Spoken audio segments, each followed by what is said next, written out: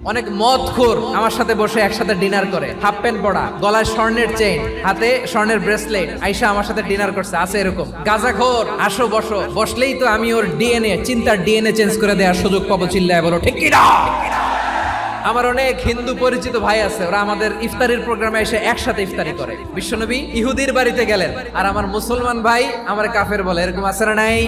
মুসলিমরা দেখতে পারে না, সহ্য করতে পারে। বিষ্ণু ইসা ইসলামের খাদেম ছিল ইহুদি, এতদিন খেদমত করলো, একদিনও বিশ্বনবী ওর কালিমার দাওয়াত দেয় নাই। কারণ কি? বিশ্বনবী একটা ভালো সময়ের অপেক্ষা করতেছিলেন। দায়ী সুযোগ খুঁজে কখন দাওয়াত দিলে ব্যাটে বলে হবে, ঝোপ বুঝে কোপ মারে। বিষ্ণু ইসা ইসলাম ভালো সময়ের অপেক্ষা করতেছিলেন। দেখি আস্তে আস্তে এমন সময় আসছে, ছেলে এবার মুমূর্ষ। যখনই টাইমিং পেয়েছেন দাওয়াত দিলেন, পড়ো লা ইলাহা ইল্লাল্লাহ। প্রতিবেশী ইহুদি হোক হিন্দু হোক, যাবেন, সুসম্পর্ক রাখবেন, উপহার দিবেন, বিপদে পাশে দাঁড়াবেন। অসুস্থ হইলে একটু আপেল নিয়ে যান, আঙ্গুর নিয়ে যান। ইসলামের বিউটি দেখে, সৌন্দর্য দেখে অবাক হবে। নসিব ভালো হলে কোনোদিন কালিমা পড়ে মুসলমান হয়ে যাবে।